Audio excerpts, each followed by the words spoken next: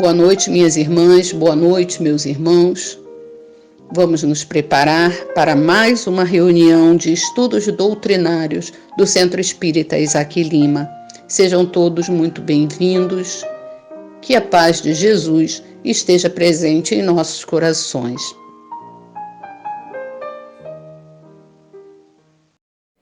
Eu vivo contente e autor desconhecido.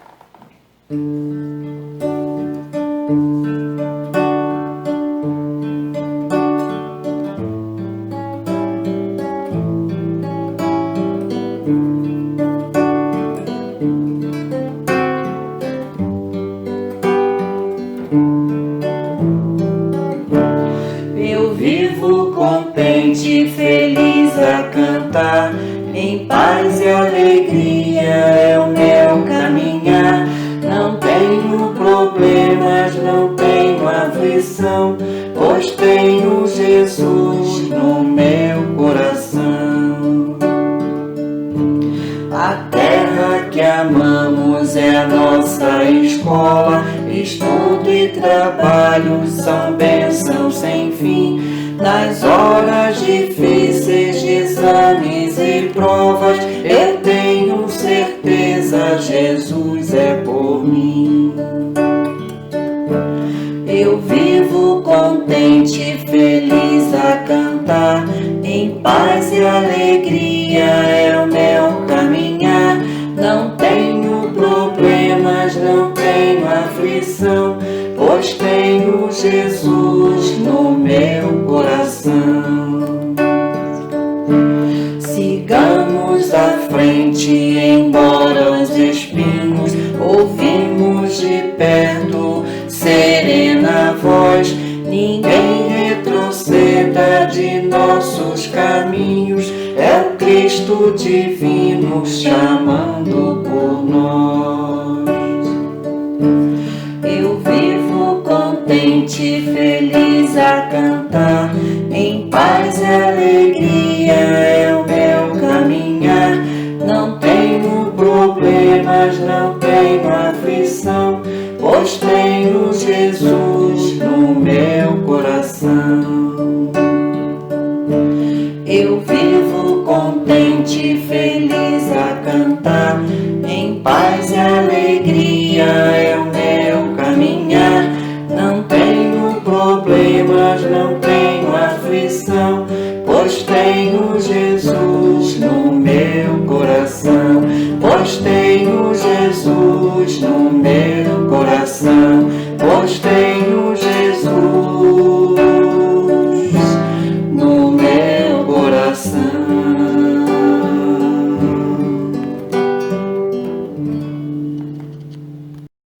O amor em nós, Pedro Castelo.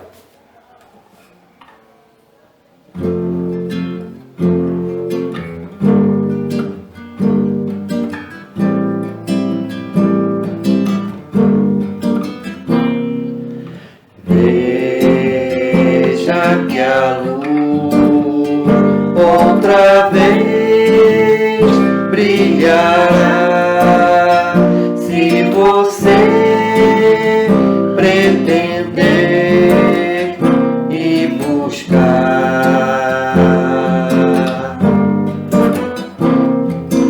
Deixe o amor brotar de você e envolver quem quer desistir.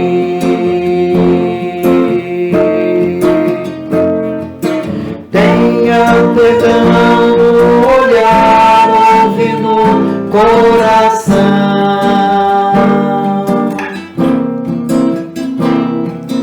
O consolo na palavra, o trabalho nas mãos.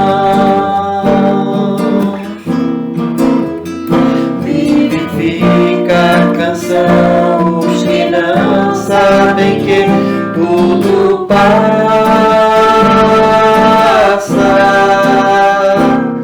Transforma-se, renova-se, sempre.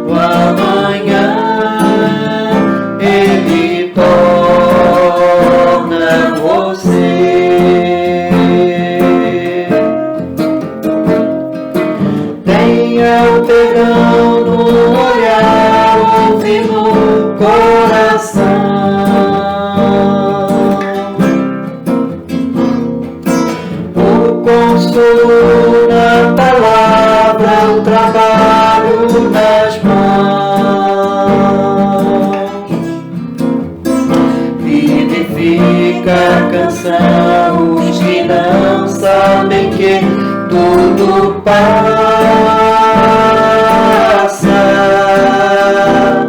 Transforma-se, renova-se sempre.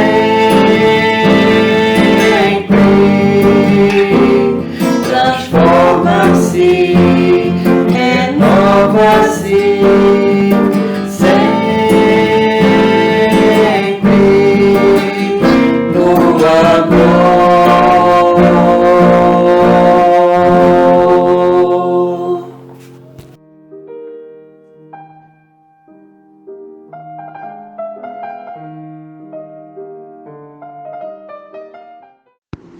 Boa noite a todos. Do livro Mãos Unidas, Psicografia de Chico Xavier pelo Espírito Emmanuel. A lição é a número 49, Ante a Vida. Não há lugar em que nos vejamos sem algum benefício a prestar ou alguma coisa a fazer. Seja qual for a circunstância da estrada, aí encontramos a ocasião precisa para realizar o melhor. Por isso mesmo, o tempo é o prodigioso indicador, desencerrando-nos situações inesperadas ao dom de compreender e de auxiliar.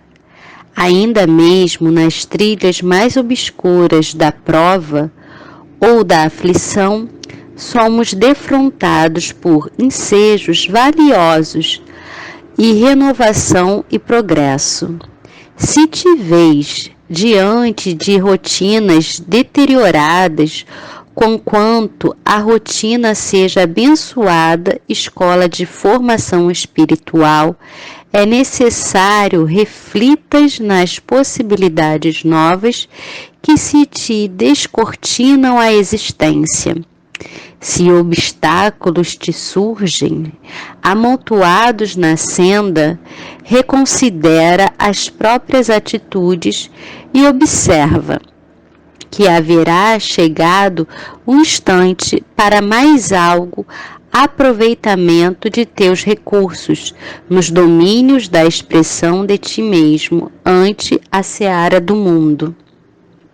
Imagina o que seria a experiência na Terra sem a lei da mudança. Se a semente não fosse atirada à solidão no seio da gleba, e se as árvores não renunciassem à posse dos próprios frutos, impossível seria acalentar a vida planetária. Se a infância não marchasse para a juventude e se a juventude não se dirigisse para a madureza, a evolução humana resultaria impraticável. Quando te reconheças à bica do desespero ou do desânimo, ergue-te sobre os motivos de tristeza ou desalento e contempla os quadros da natureza em torno. Novos minutos se despencam do coração, das horas em teu benefício. Dezenas e centenas de criaturas aparecem por todos os flancos, a te endereçarem sorrisos de esperança. Tarefas múltiplas te pedem devotamento e os dias sempre renovados te apontam o céu.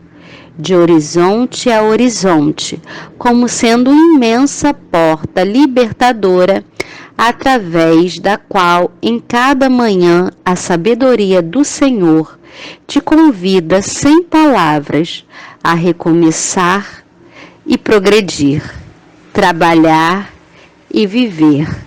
Muita paz a todos.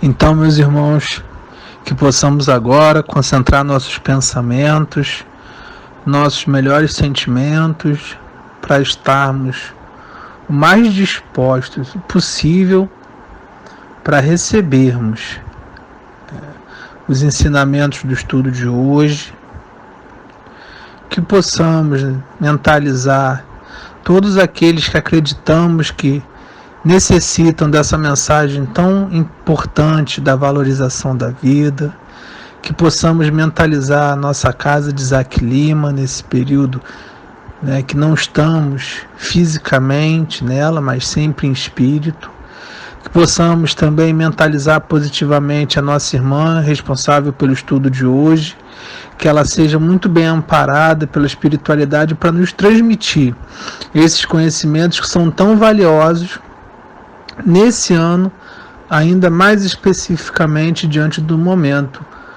no qual nos encontramos. Então, irmãos, que possamos ter uma ótima noite de estudos de hoje, com muita atenção, com muito carinho, muito afeto, e que essas palavras, esses ensinamentos que serão proferidos no dia de hoje possam calar fundo no nosso coração e possam ser cada vez mais incorporados às nossas práticas diárias. Que tenhamos um ótimo estudo, graças a Deus.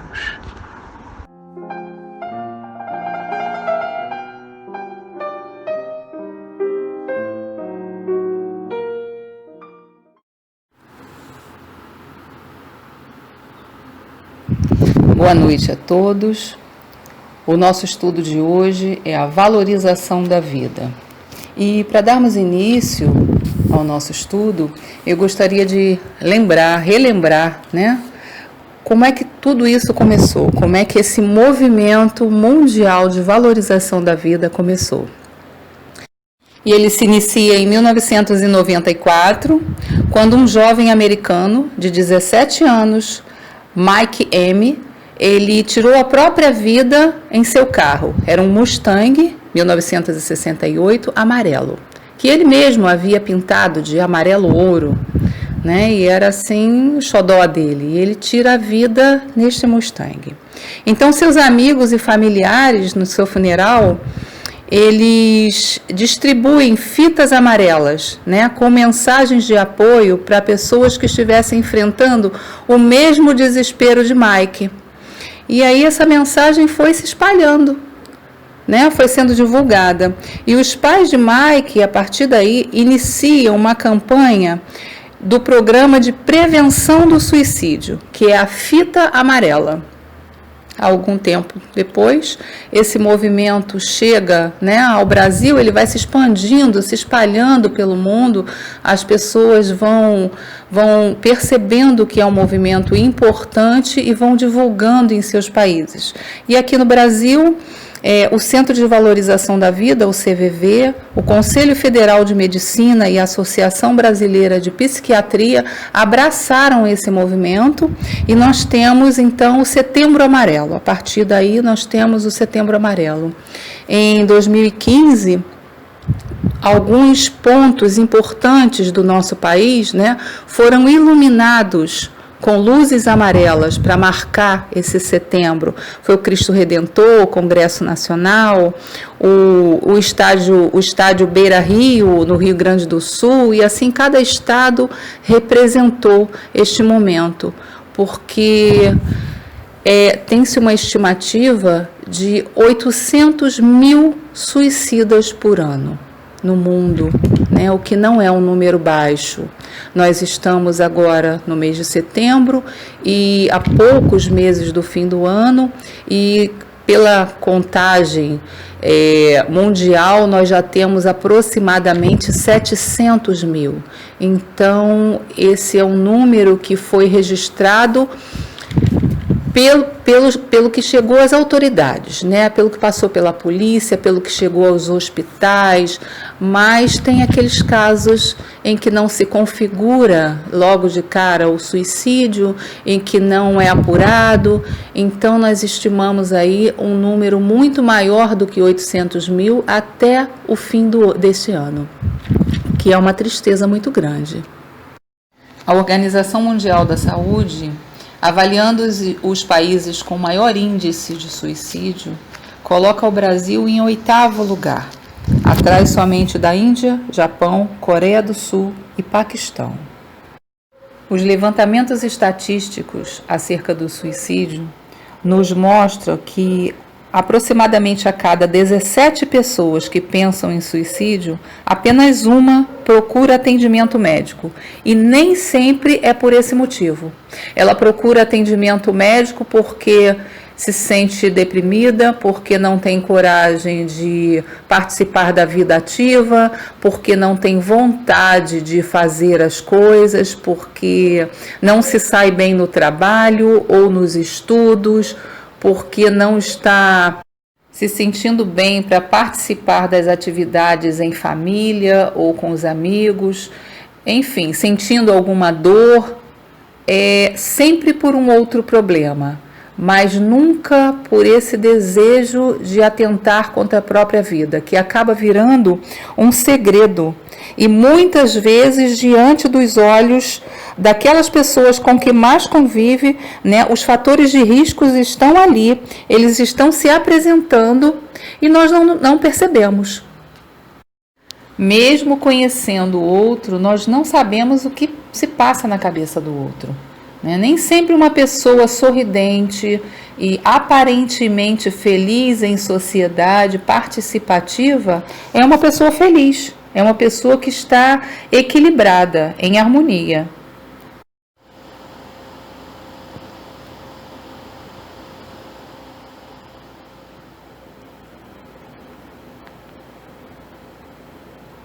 O Evangelho segundo o Espiritismo, no seu capítulo 5, item 16, que fala sobre o suicídio. E ele nos diz o seguinte: a incredulidade, a simples dúvida sobre o futuro, as ideias materialistas são os maiores excitantes ao suicídio. E nós podemos observar essa incredulidade na maioria das pessoas que, do nosso convívio mesmo, que todo mundo, né, tem o convívio com pessoas nesse momento em depressão, sofrendo de ansiedade, síndrome do pânico, uma tristeza profunda. Principalmente agora, com o afastamento social, parece que isso se agravou. E nós podemos observar essa incredulidade. E quando a gente fala de incredulidade, não é só crer numa religião, não é só ter uma crença religiosa, mas crer na vida. Crer que se pode fazer alguma coisa de bom, de útil. E nós vemos isso, esse vazio existencial que leva ao suicídio. Porque se está vazio, se não tem um porquê, se não tem um norte, né? Não tem um incentivo para levantar de manhã, para sair, para pegar sol, para ver pessoas, conversar, construir alguma coisa, a vida perde o sentido. E nesse ponto, a fim de auxiliar o irmão, é necessário que nós, espíritas, aprendamos a ouvir e não subestimar a dor do outro. Não achar que frequentando um grupo, que fazendo um trabalho, essa dor vai diminuir.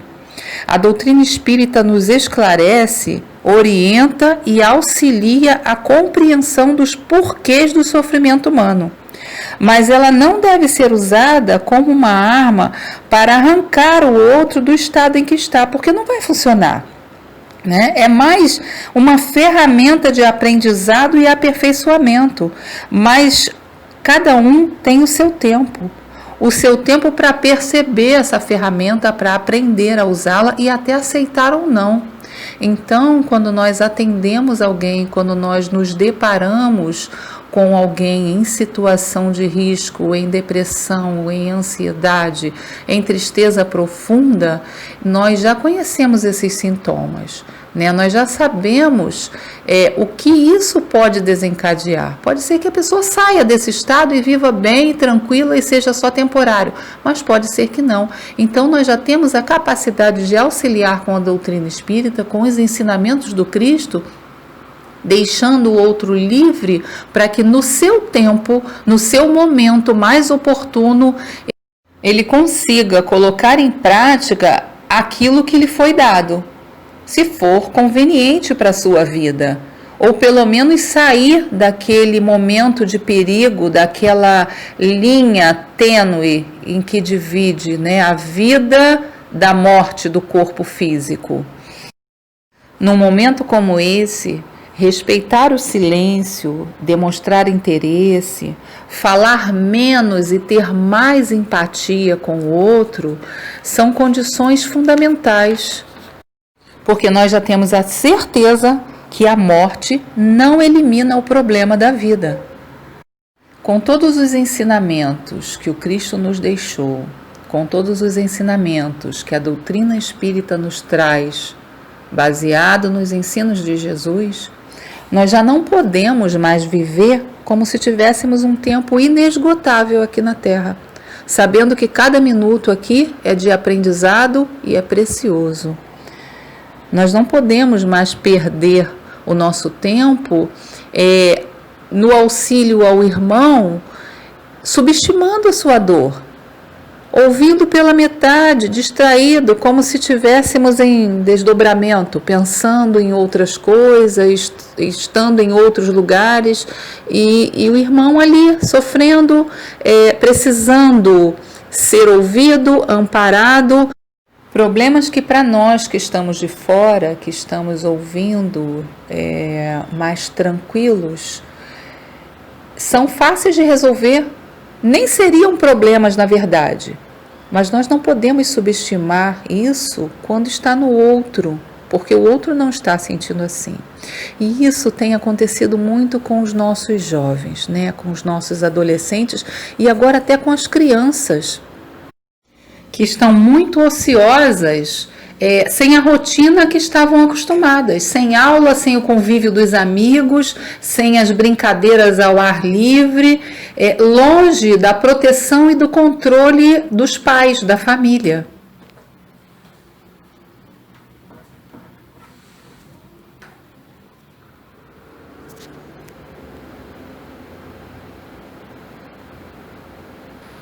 Nesse momento em que amizades virtuais substituem amizades reais, com cumplicidade, com abraços, né? A disputa agora é por likes, por curtidas. A amizade está se modificando, a maneira de ter amigos está se modificando. Antigamente nós tínhamos 1, 2 amigos. Era aquele amigo para a vida toda, que ficava 20, 30, 40, 50 anos juntos ou em contato. Hoje nós temos 500 amigos no Facebook, mais 1 milhão de amigos não sei aonde, no Instagram, tem, enfim, seguidores. Deixamos de ter amigos para ter seguidores. E aqueles de nós que não tem nada disso já se sente um pouco deslocado, né? Já não faz parte do todo, já não consegue, nesse momento de distanciamento social, os jovens não conseguem estudar se não tiverem uma boa internet, não conseguem participar de grupos, não conseguem. Então isso tudo agrava o que já existia, não é que tenha começado a existir agora, mas já existia, né? Mas parece que nós estamos assim, a cada dia um pouco mais vivendo de forma mecânica, desconectados da nossa própria alma, porque essas coisas são importantes, mas elas não são a nossa vida. Na música O Sal da Terra, de Beto Guedes, ele fala: anda, leva a tua vida em harmonia. E essa harmonia nós conseguimos quando nós vemos como naturais os sentimentos de alegria, tristeza, amor, raiva, ciúme, inveja, orgulho, né? Que são sensações inerentes à nossa condição de seres em desenvolvimento. Esses sentimentos, eles fazem parte do fluxo da vida. Quando nos excedemos nesses sentimentos, aí sim nós temos problemas. Colocar condições para ser feliz e deixar sempre para o futuro uma vida satisfatória, né? Esquecendo que cada dia é um presente de Deus, já é um passo para conseguir problemas, para não estar feliz.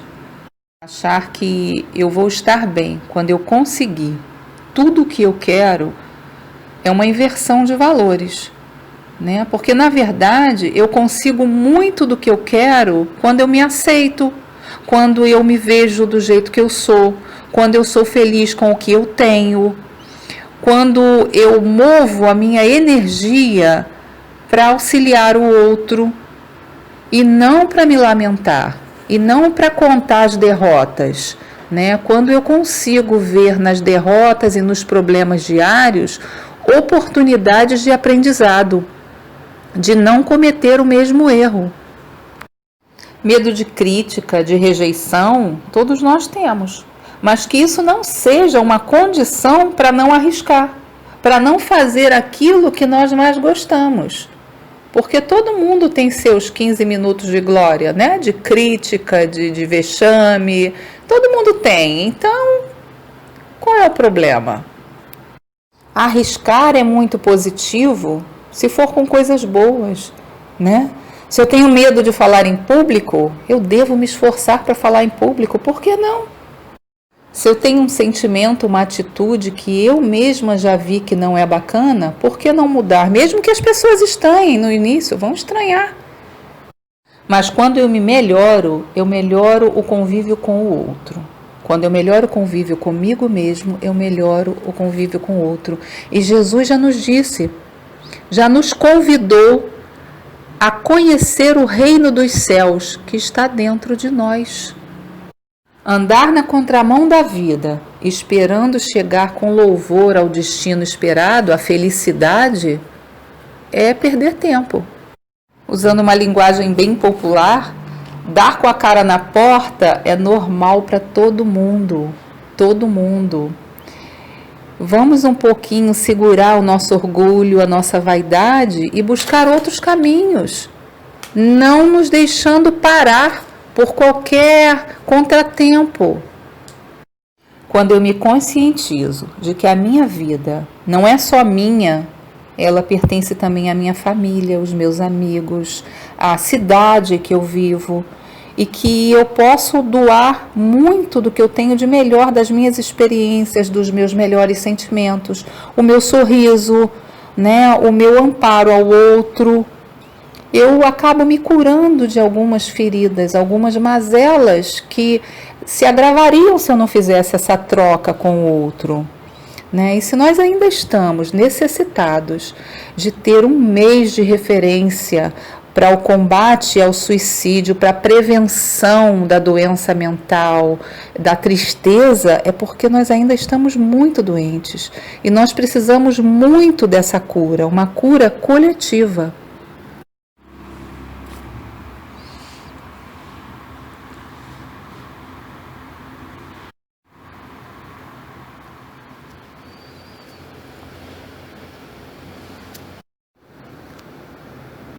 E essa cura coletiva, ela passa por todos os âmbitos da sociedade, né? É o respeito às leis naturais de vida, de conservação, é o respeito à natureza como um todo, né? As florestas, os animais, os rios, porque quando nós jogamos lixo dentro dos rios, nós não estamos respeitando a vida, porque a água é fundamental para qualquer um de nós. Quando nós poluímos o ar, nós não estamos respeitando a vida.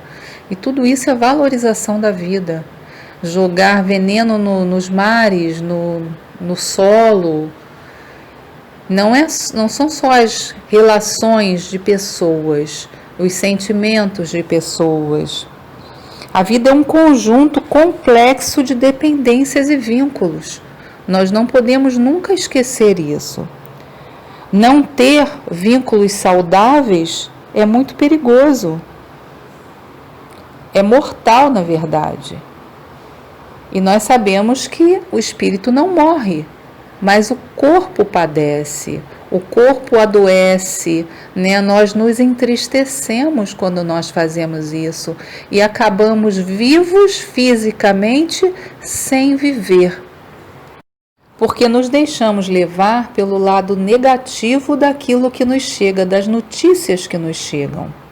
Mas se observarmos bem, quando nós nos entristecemos muito pelo que aconteceu ao outro, isso é muito bom. Isso é empatia, isso é amor ao próximo. Estamos mais perto do Cristo, mais perto de Deus, quando fazemos isso, do que quando nos lamentamos. Isso é muito bom. O sentir é muito importante para a vida, mas é importante também avaliar os nossos sentimentos, porque às vezes os nossos sentimentos nos causam insônia, nos causam tristeza, medo, ansiedade, o desejo ou a atitude de automutilação, que acontece muito com os jovens, né? O que a psiquiatria chama de ideias de parasuicídio. São ideias de se cortar, de se machucar, sem de fato se matar. Isso nos lembra também do suicídio indireto, que a pessoa não tem ideia de estar se matando, não tem ideia de estar acabando com o corpo físico, né? É o caso do espírito André Luiz, que ditou várias obras importantes ao médium Chico Xavier e que no seu desencarne ele não tinha noção, ele foi, no mundo espiritual ele foi recebido como suicida, ele sendo acusado de ser suicida, e ele não entendia isso, ele não se via como suicida pelos seus excessos, né, que acabou degradando o corpo físico. E ele, como médico, ele não percebia isso, ele não compreendeu, só depois de ser orientado, esclarecido do que era a vida espiritual, do que era a vida física e das leis que nos regiam, que até então ele desconhecia, é que ele compreendeu que ele de fato acabou com a vida do corpo. E assim são os excessos, né, dos tóxicos, da comida, da bebida, da vida de risco, que se assume muitas vezes por diversão. No livro Memórias de um Suicida, de Ivone do Amaral Pereira, o espírito que dita é Camilo Cândido Botelho, e ele fala muito bem desse depois, né, do que vem depois do suicídio, seja ele direto ou indireto. E ele diz que em janeiro de 1891, ele fala o seguinte: fora eu surpreendido com meu aprisionamento em região do mundo invisível, cujo desolador panorama era composto por vales profundos a que as sombras presidiam, gargantas sinuosas e cavernas sinistras, no interior das quais uivavam, quais maltas de demônios enfurecidos, espíritos que foram homens, dementados pela intensidade e estranheza, verdadeiramente inconcebíveis dos sofrimentos que os martirizavam.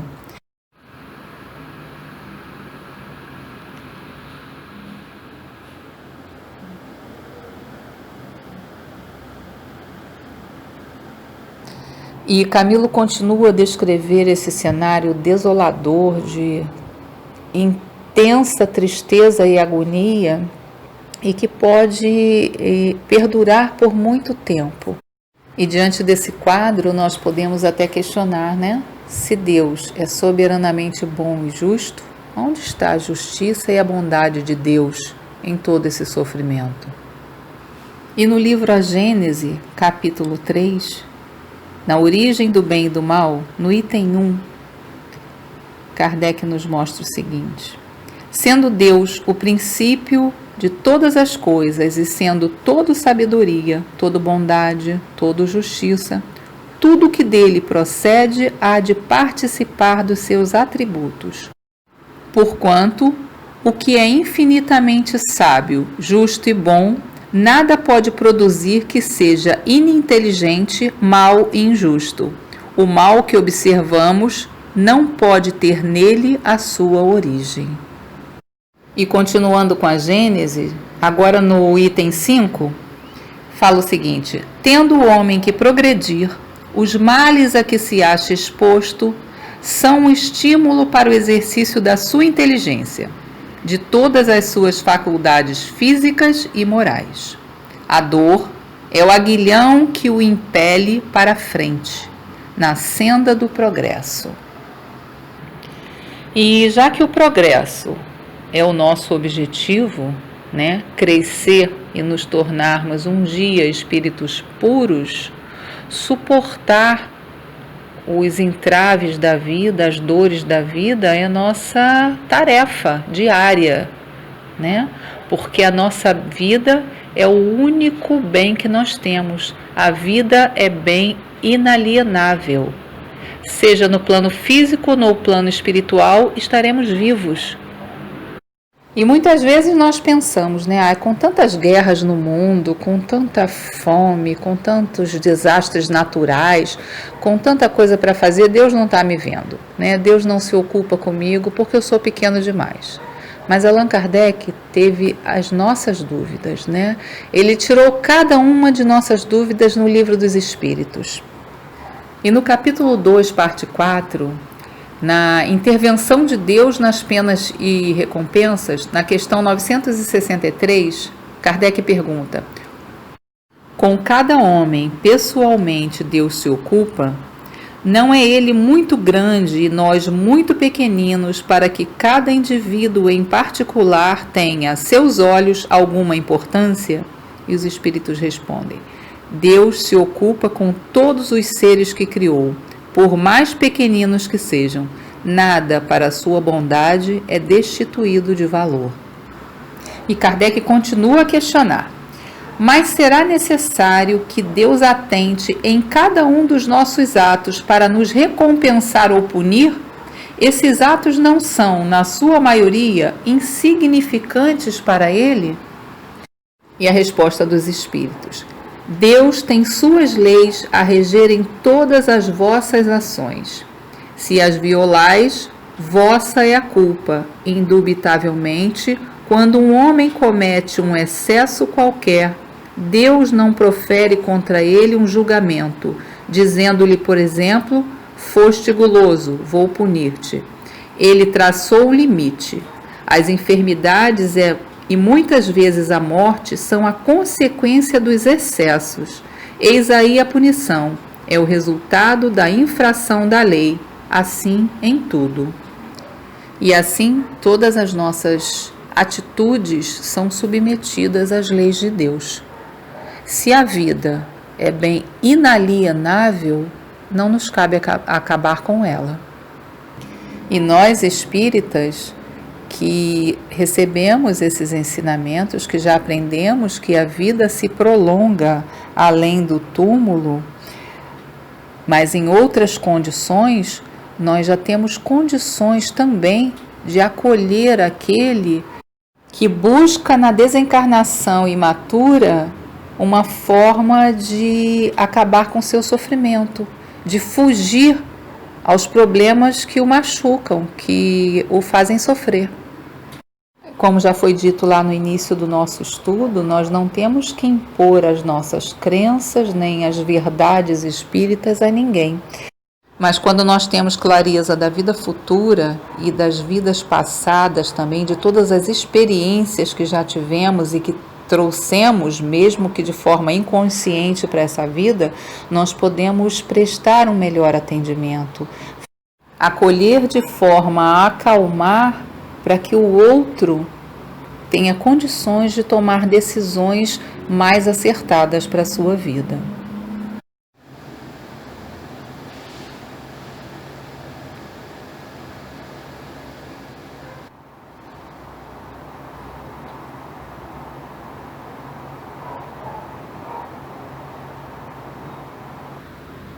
E voltando aqui no nosso capítulo 5 do Evangelho segundo o Espiritismo, para falar dessas instruções que recebemos, ele fala o seguinte no seu item 16.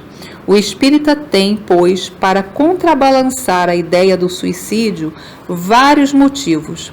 A certeza de uma vida futura, na qual ele sabe que será tanto mais feliz quanto tenha sido mais infeliz e mais resignado sobre a terra. A certeza de que, abreviando sua vida, alcança um resultado justamente contrário ao que o esperava. Que se livra de um mal para ter um pior, mais longo e mais terrível, que se engana se crê, em se matando, ir mais depressa para o céu.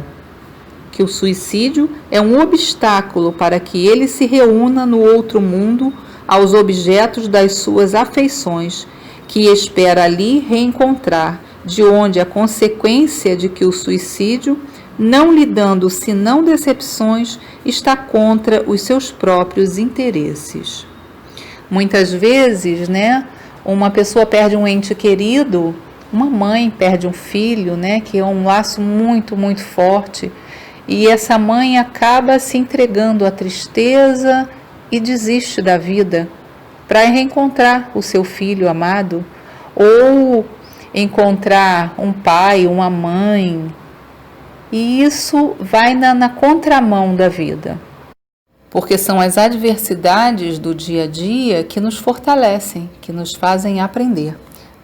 Se Jesus, que é espírito puro, passou por sofrimentos, incompreensões, tantas tribulações neste mundo, não é justo que nós, ainda em aprendizado, aguardemos uma vida fácil, na nossa ainda miserável condição de aprendizes, que nós ainda tanto precisamos crescer e aprender sobre as leis divinas e o respeito a elas e até conosco mesmo. Tem um filme que é muito interessante, que eu acredito que todos conheçam, que é o Clique, que o protagonista ele ganha um controle remoto que pode conduzir a vida dele do jeito que ele quiser. Avançar, pausar, pular trechos, reviver. E é muito interessante que muitas vezes nós gostaríamos de ter um controle desse, E quando inicia o filme, a ideia nos parece maravilhosa, porque ele começa a passar por momentos que muitas vezes na nossa vida são momentos desagradáveis, Há tribulações no trabalho, espera, aqueles encontros de família que nem sempre são agradáveis quando nós estamos vivendo, passando por eles, relacionamentos, e ele vai adiantando tudo aquilo, até que esse adiantar se transforma em algo automático, e ele vai pulando etapas, Ele vai pulando etapas até que ele envelhece, e ele se vê já com bastante idade, e sem ter vivido muita coisa na vida dele, sem ter visto os filhos crescerem, sem ter tido um relacionamento bacana com seus entes queridos, sem ter a lembrança e o carinho daqueles momentos que ele simplesmente passou sem viver, ou seja, passou no automático. Nós não temos um controle remoto que avança no tempo, ou que retrocede, ou que pausa, mas muitas vezes nós fazemos isso, como nós falamos lá no início do nosso estudo, de atender o outro como se estivesse em desdobramento. O outro está falando e nós estamos aqui divagando, pensando em outras coisas. E muitas fases da nossa vida nós vivemos assim. Por estarmos muito próximos a familiares, nós vivemos como se eles fossem estar para sempre ali. E não é verdade. Nenhum de nós vai estar para sempre aqui. E cada momento é muito importante. E às vezes nós deixamos passar isso. Então é muito comum que no leito de morte, por exemplo, a pessoa tenha arrependimentos. Mas assim, ninguém se arrepende quando não tem mais tempo, de não ter ganho mais dinheiro, de não ter comprado mais casas, de não ter tido um carro melhor, de não ter tido roupas mais caras. O arrependimento que as pessoas têm é de não terem feito parte de forma mais intensiva, mais espontânea, com mais amor, com mais carinho da vida dos familiares, normalmente dos filhos, dos pais, né, dos avós. Quantas vezes nós não vemos nos sepultamentos, é muito comum a pessoa entrar em desespero com o desencarne do outro.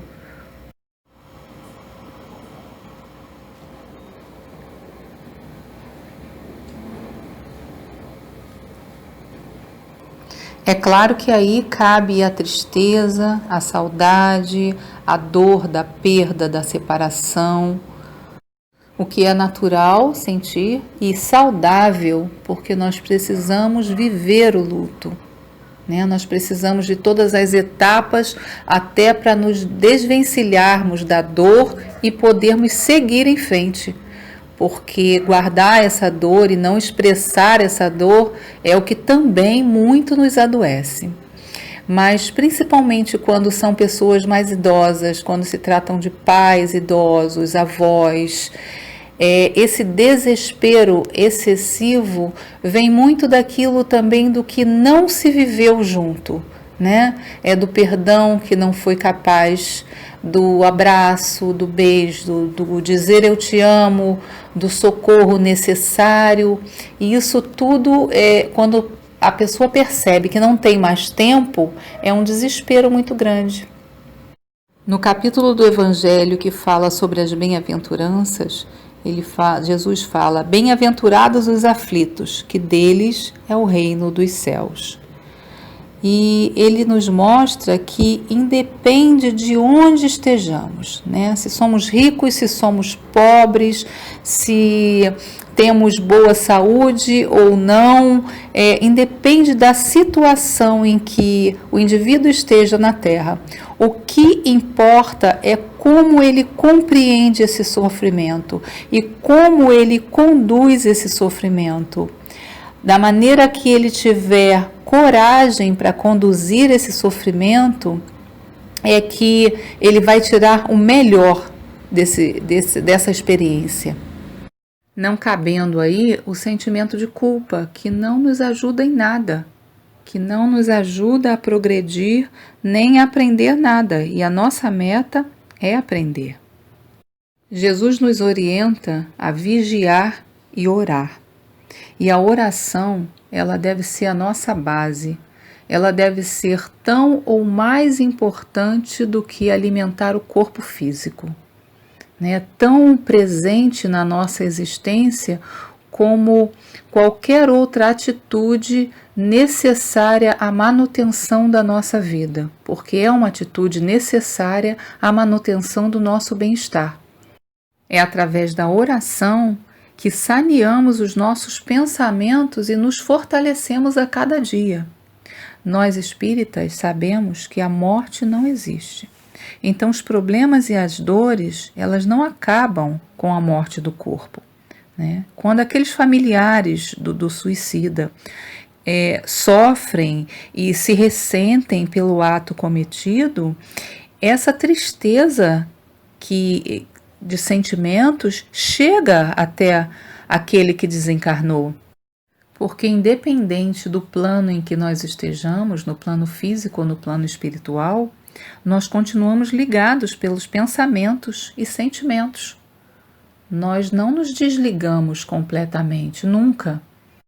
Mas nós também sabemos que a doutrina espírita nos mostra que não existem penas eternas.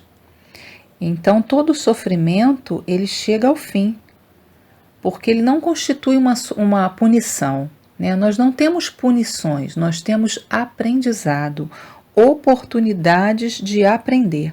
Então, todo aquele que hoje erra e sofre, terá uma nova oportunidade. Será com certeza acolhido, será com certeza instruído e terá oportunidade, através da reencarnação, de refazer esse caminho. Então, se hoje nós perdemos um ente querido para o suicídio, nós devemos orar muito por ele, pedindo a Deus que o envolva, que o fortaleça, que ele seja atendido em suas necessidades de progresso, de iluminação, e não lamentando a atitude errada, tendo a certeza que Deus nos ama independente dos nossos erros, e que todos nós somos acolhidos e que recebemos toda a assistência de que necessitamos para nosso progresso. Finalizando o nosso estudo, eu queria lembrar a música do Gonzaguinha. Ele diz: viver e não ter a vergonha de ser feliz. Cantar e cantar e cantar a beleza de ser um eterno aprendiz. Eu sei que a vida devia ser bem melhor, e será. Mas isso não impede que eu repita: é bonita e é bonita. E a vida é sempre bonita, né? Que nós jamais esqueçamos disso. Que façamos de cada dia uma nova oportunidade. Que Jesus nos abençoe e esteja sempre conosco. Muita luz.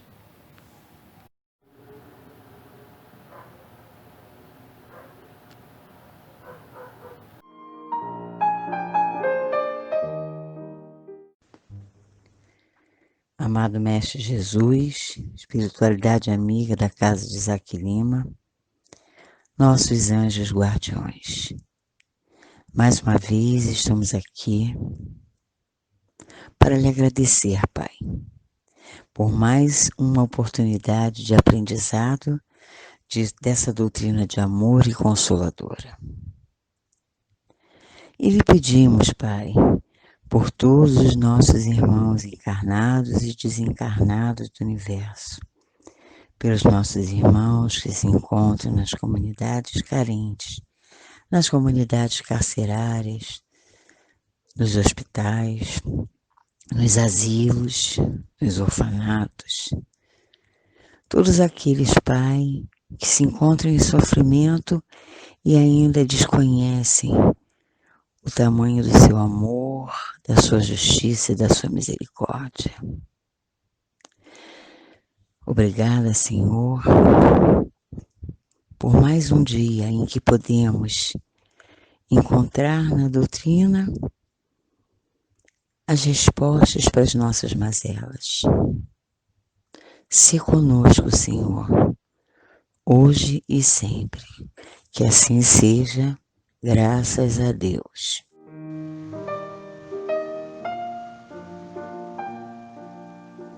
Ao final desta reunião, nós só temos a agradecer a todos os que nos ouviram, todos os que participaram desta reunião, todos os que interagiram. Agradecemos a todos aqueles que colaboraram para que a reunião fosse feita nesta noite. De forma geral, agradecemos a todos os nossos irmãos e irmãs que colaboraram. Uma boa noite a todos, que todos possamos ter uma próxima semana de muita paz, harmonia, equilíbrio e que estejamos prontos para nos reencontrar na próxima semana. Um grande abraço a todos e uma boa noite.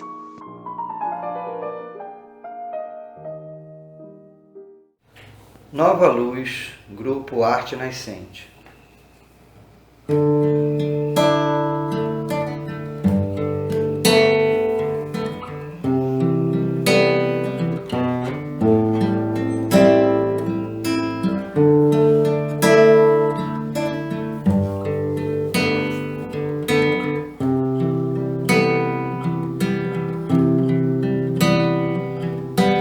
Não percas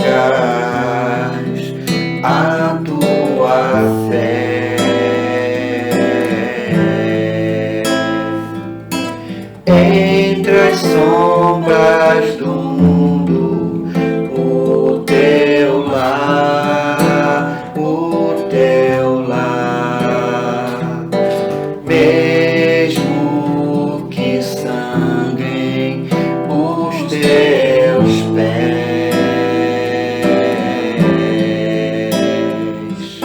segue sempre em frente, erguendo-te,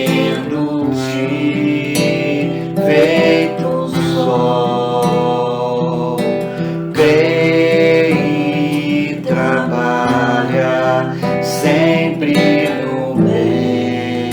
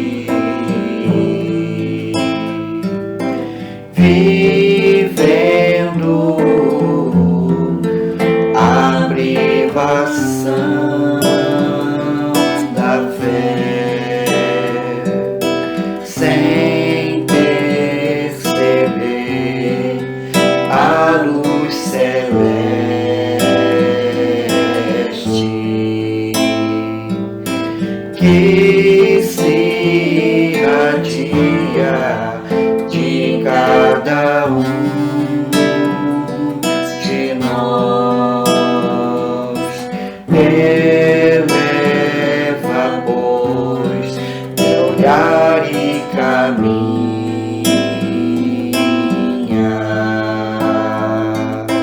Luta e serve, aprende,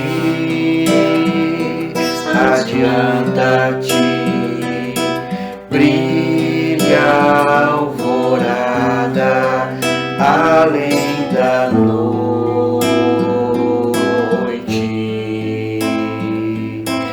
Ergue tuas asas rumo ao céu azul. É nova